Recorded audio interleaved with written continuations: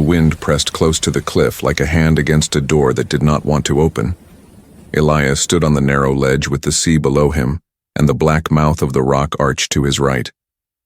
The moon rode a thin silver path across the water. He held the small wooden box under his arm and kept the cold key in his palm.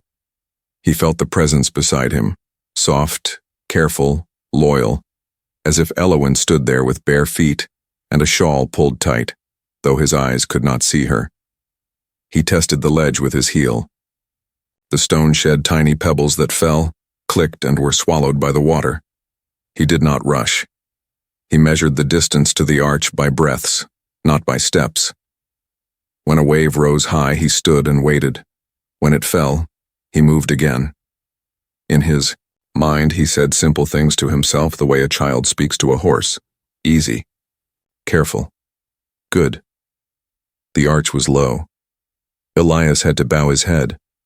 The rock above him was damp and smooth, rubbed by years of wind and salt. Inside, the sound changed. Outside, the sea roared and sighed. Inside, it held its breath between slow sips. Drops fell from the roof and made small rings in shallow pools. The air smelled of iron, old rope, and something sweet like sea flowers crushed between pages. Elowen, he said, because the silence felt like a room that needed a name. His voice touched the rock and came back smaller. I am here, the whisper answered. Close, so close he thought he could feel the small pattern of a breath that did not warm. We must go down. Elias lifted the lantern he had brought and shielded the flame with his hand. The light found a narrow stair cut into the rock, turning away to the right like a ribbon. The steps were uneven. Some were half-worn, some sharp, some broken. At the bottom he saw no end, only a bend and the shadow of another bend beyond that. How far? He asked. Until the water remembers, she said. He did not understand the words, but he understood the feeling behind them. He placed his boot on the first step. The sound the boot made was small and respectful, as if the stair were not a thing to be used but a sleeping thing that must not be woken too fast. He went down. The lantern flame trembled. The wind outside could not enter here. Only the deep breath of the cave could. At each turn he paused and listened. In the pauses he heard three things: the weight of the sea against stone, the tiny fall of drops, and a thread sound, like a woman humming far away. He knew that thread even if he had never heard that exact song. It was a tune meant to keep courage from running off. Elowen, he said again. Were you brought here, or did you come by choice? I came because a promise called me, she answered. Promises are bridges that do not always look like bridges. Sometimes they are doors. Sometimes they are stairs in the dark. Sometimes they are a thin stripe of moon on the sea. Elias thought of the letter in the box. If the tide keeps its word, we will meet by the North Pier when the moon is full. I will bring the ring. He saw the careful lines again. He felt how the last stroke of the letter had stopped, like a boat waiting for wind. He reached a small landing. The lantern showed a low tunnel to the left. In its floor, water moved back and forth, not deep, but restless. Opposite the tunnel stood an old iron ring set in the rock, and beside it, a broken length of rope, furry with rot. Someone had once tied a boat here. Years had chewed the rope until only a bad memory was left. Elias touched the iron ring. It was cold and hard, but he imagined the heat of hands on it from another night. A woman's hand, then a man's, and the fear of being late, and the hope of not being late at all. Is this the place? He asked. Not yet, said Elowen. Below, where the stair ends like a sentence that never finds its last word. He nodded, even though she could not see the nod. He turned his headlamp of thought toward her voice, the way a man turns a lantern toward a friend in fog. Tell me about A, he said gently. Was he kind? Was he careful? He was stubborn, she said after a small pause, and there was something like a smile in her whisper, thin as a thread of smoke. He laughed when the wind tried to take his hat. He said he understood the sea. No one understands the sea. But he listened to me when I spoke, and that is a kind of understanding too. What was his name? Elias asked. The silence changed shape. It grew round and tight, like a small glass ball in a fist. He knew not to press. He let the question stand in the air the way a chair stands in a room, ready when needed, not a burden when not. He went down again. The steps narrowed. In one place, half the tread had broken away, and he had to press his body to the rock and slide his boot across. He did not look down because the down was not a place for eyes but a place for the sea's mouth. He felt Elowen beside him, not touching him, but close enough to keep his courage from looking for a door. At last, the stair ended in a small round chamber with a low roof. The roof had a great old crack in it that ran like a black lightning line. The crack let in a thin spill of moonlight that lay across the wet floor. Water came in and out through two throat-like openings at the base of the chamber. When the water withdrew, the floor showed a patchwork of stone ledges and shallow basins like plates. When the water returned, it washed them without apology. On the far side, slightly above the floor, was a narrow shelf cut from the rock. On the shelf lay a heap of sea-found things: a coil of stiff rope, 2 glass floats, a broken oar blade, a bottle with a cork and something dark inside, and Elias saw it only when the moonlight slid just right. A ring of darker shadow as if something round lay there and did not want to be seen. Elowen's whisper grew lighter and wider in the chamber, the way a voice changes in a church. Here. This is where I waited. Elias stepped onto the lowest dry ledge and looked at the heap. The water washed near his boots and drew back with a soft, greedy sound. He set the box on a higher ledge and fixed the lantern in a crack so it would not fall. Then, careful, he reached toward the heap and lifted the bottle first. It held a folded scrap of dark cloth, not paper. The bottle itself was scarred by sand. He put it down. He reached for the shadow ring. His fingers touched metal cold as the inside of a well. He lifted it. It was a small iron circle, the top of something. A lid? No, a band. It was a rusted hoop from a small wooden cask, the wood long gone. He set it aside and saw below it another gleam. Not iron rust, not brown, but a faint true shine like a star that fell into the sea and refused to die. Elowen's presence drew closer. Elias's hand was steady, but he felt his breath grow shallow, the way a man's breath grows when he is about to hear his name spoken by someone he longs to see. He pushed aside small shells and strands of weed. At last, between a bit of wrecked net and a lump of pale stone, he saw a loop of metal that was not iron. It was small, delicate, and patient. He lifted it into the moonlight. A ring. Not a great, rich ring, but a simple one. Thin gold with a narrow oval face engraved with a tiny symbol. 2 lines crossing and a little curl at the end, like a child's drawing of 2 waves meeting. The gold was dulled by years, but gold does not forget.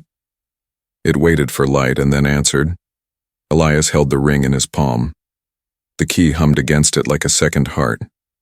He thought of the letter. I will bring the ring. He looked at the crack in the roof and the thin moon above it and felt the weight of nights. Elowen, he said, and his voice was softer than the sea, softer than the falling drops. I think I have found it. The chamber filled with a silence that had meaning. It was the silence people make when a door opens and the person they love stands there whole, after believing that person lost. He felt the air warm by the smallest amount, as if the memory of a smile could warm stone.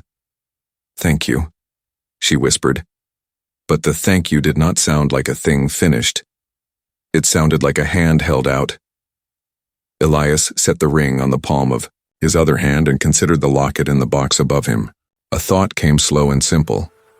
The ring and the locket had been meant to sit together, to speak to each other like 2 notes of the same song. He picked up the box and opened it. The ribbon, the letter, the dented silver locket. These waited with the patience of old, true things. May I? He asked the air, because he did not want to be a thief in a story that was not his. Yes, Elowen breathed.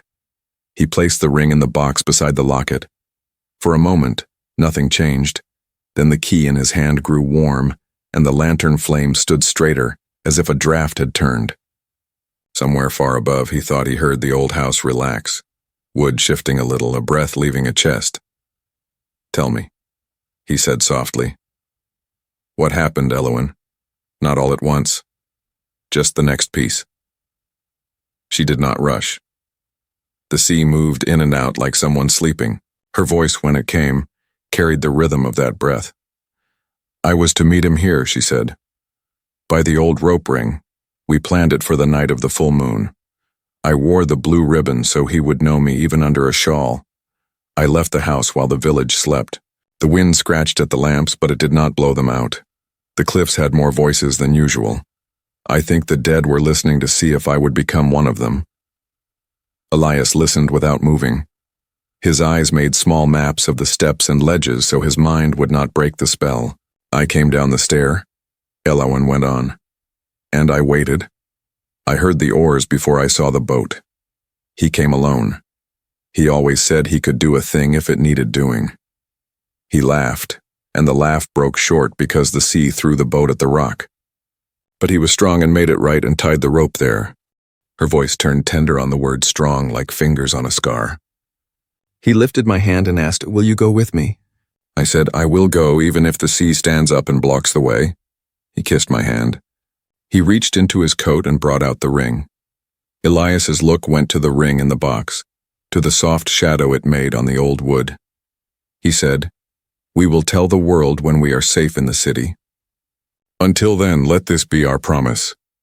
He put the ring in the locket for me to wear at my throat so it would lie on my heart. Then the sea sent up a swell without warning. It snatched my shawl one way and the boat the other. He held me, the rope held the boat. The knot was good, but not good enough for the sea that night. Her voice thinned. He said, "Step now." I stepped. My foot touched the gunwale, but the boat dropped and my weight left the stair. My hand left the rock. He pulled. The rope screamed. The knot failed.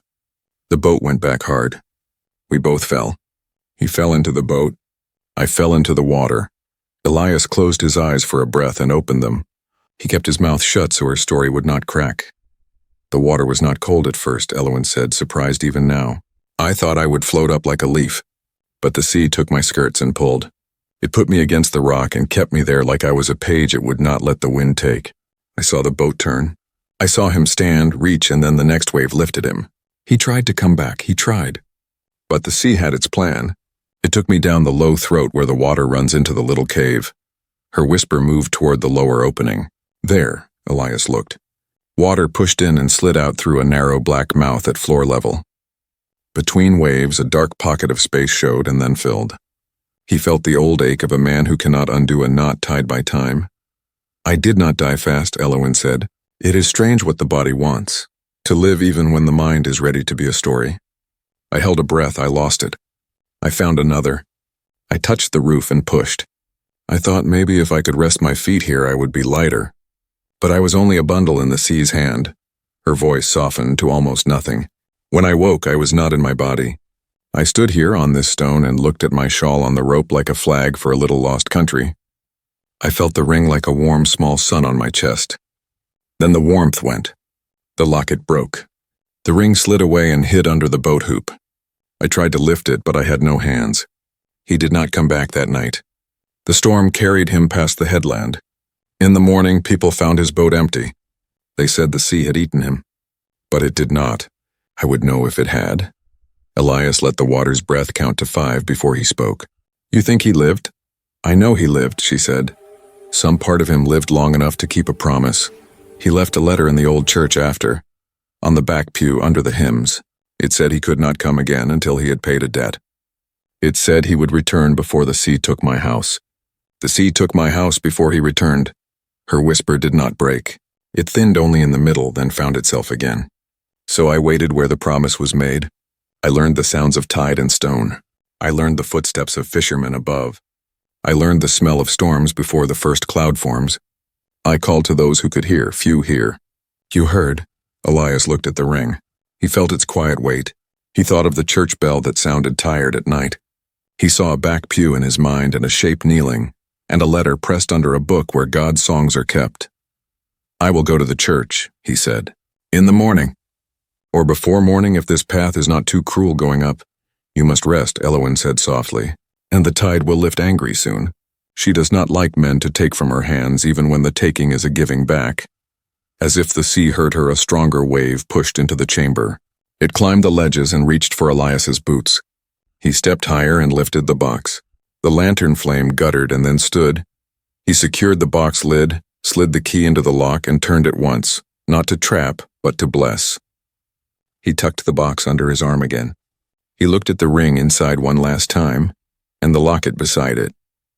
He felt without knowing how he felt it. Elowen's gaze upon the small treasure the way a mother looks at a child sleeping. Will you come with me? He asked. Yes, she whispered. I do not like the stair, but I like your steps. They climbed.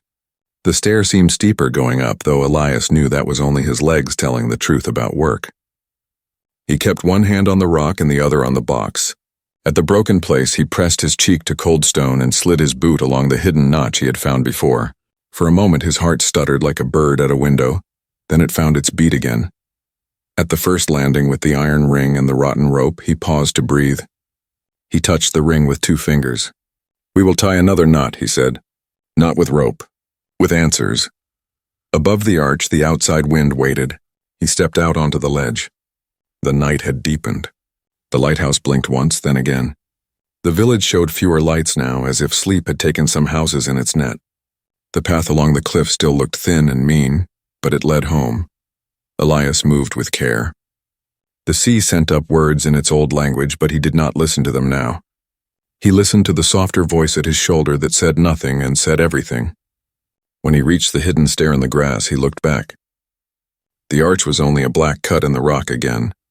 The moonlight kept its thin finger on the water and did not look at him. He climbed the last steps to the cliff top. Greywatch Manor stood like a patient tall thing with many eyes. One of its windows held a pale shine, not from fire, not from lamp, but from a memory of light. Elias crossed the small yard and entered by the back door. The hall breathed the way old halls do, in and out where the boards fit and fail. He carried the box to the front parlor and set it on the piano. He did not open it. He touched the wood with his palm and felt the warmth he had left there earlier. He drew back the sheet again. The piano's dark skin drank the moon that fell through the high window. He pressed the first key, then the second. He waited. The third note came, as before, as if a careful invisible hand had pressed it for him. We will find the letter, he said into the room. In the church. We will learn his name. We will learn the debt that tied his hands. Elowen's whisper wrapped around him like thin silk. And we will ask the sea to give back what does not belong to her. Elias thought of debts. He thought of men who borrow from the wrong people. He thought of fishermen who must pay for nets and boats and pay again after storms.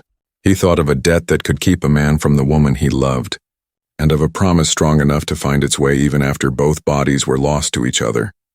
Sleep a little, Elowen said suddenly, and her voice for the first time sounded like it was smiling with worry. You walk like a man who will not stop until morning carries him instead of his own feet. I will sleep, he said, though his mind was a mill with new grain. Will you stay? I have always stayed, she said. But tonight I will stay closer. He banked the lantern and left one candle small and steady. He did not like to close the door on her voice, so he left it open. In the study, he put the box inside the desk drawer and turned the key so it would not slip. He lay on the daybed with his coat over him. The sea's sound came through the wall in a low, even breath now. The house creaked like an old friend adjusting itself in a chair. Elias did not sleep at once. He watched the candle make soft light ladders on the ceiling. He thought of 2 young people in a cave, a laugh cut short, a rope screaming, a promise like a light across dark water. He thought of a church pew under the eyes of saints carved by a man with a fine hand. He thought of the symbol on the ring, 2 lines and a curl, waves crossing, the place where one tide meets another. At last he slept. He did not dream of falling. He dreamed of walking in a field of tall, dry grass where the sea could not reach. In the dream, someone walked just out of sight, and he could hear the soft sound of her skirts. And the grass bent the way grass bends when 2 people pass together. A little before dawn, the candle near died and then flared once in a last bright stand. Elias woke. He did not know why at first. Then he heard the old clock in the hall tick, tick, tick, and then pause. The pause was long enough to make a man hold his own breath. Then the clock began again, steady as a heart. Sometimes clocks do that when a house remembers a night. Elowen, he said softly, not loud enough to break anyone's dream. The room answered with a small, gentle coolness near his hand on the cover. He felt the edge of the coat lift a finger's width and settle back like a touch. "I am here," she said. "The tide has turned. When the church bell sounds first light, we will go." He sat up. A pale line of morning touched the top of the window. The sea had put away its loudest voice for now. In the front parlor, the piano gave one soft note by itself, not lonely this time, but like a promise clearing its throat. Elias stood and put on his coat. He took the box from the desk and held it for a moment. The wood felt sure in his hands. He slipped the key into his pocket. When he passed the parlor, he stopped, placed his hand on the piano once, and nodded. He did not know why he nodded to a piano, but the house understood. Outside, the grass wore silver lace from the night. The path to the village felt different in morning gray, like a secret that had decided to be kind.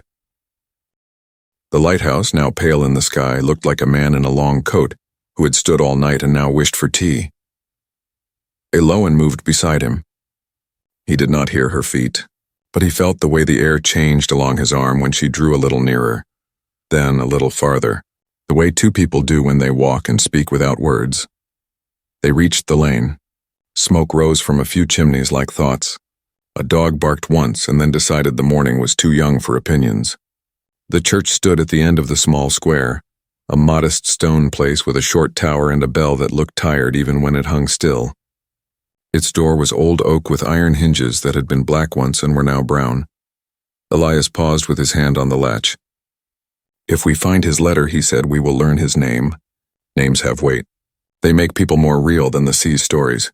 Elowen's voice was very soft. "Yes." He lifted the latch and pushed. The door gave with a sigh that belonged to it alone. Inside, the cool air smelled of dust, wax, and something like damp wool. Light came through plain glass, thin and honest. The pews waited in 2 rows. A hymn book sat on each one, the covers worn where generations of thumbs had pressed. The stone floor remembered many feet. Elias walked to the back where fewer people sit because few like to be last to leave the holy place. He reached under the far right pew, not fast, not slow. His fingers met smooth wood, a square, a nail head, a spider thread. Then they found a small cavity like a mouth in the board and the edge of something flat inside it. His heart did a small, careful thing in his chest. Neither leap nor stumble, only a strong, steady tightening like a fist closing to protect a flame. He drew out a folded paper sealed with a drop of black wax as thin as a tear. On the wax, pressed long ago, was a mark like the one on the ring. 2 lines crossing and a curl at the end. Elowen's whisper came from everywhere at once, near his ear, at the door, in the light on the floor. He kept his word.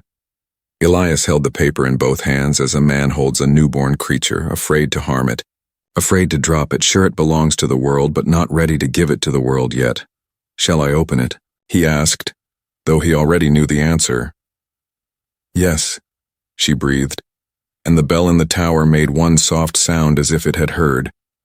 Elias broke the thin seal with his thumb. He unfolded the paper.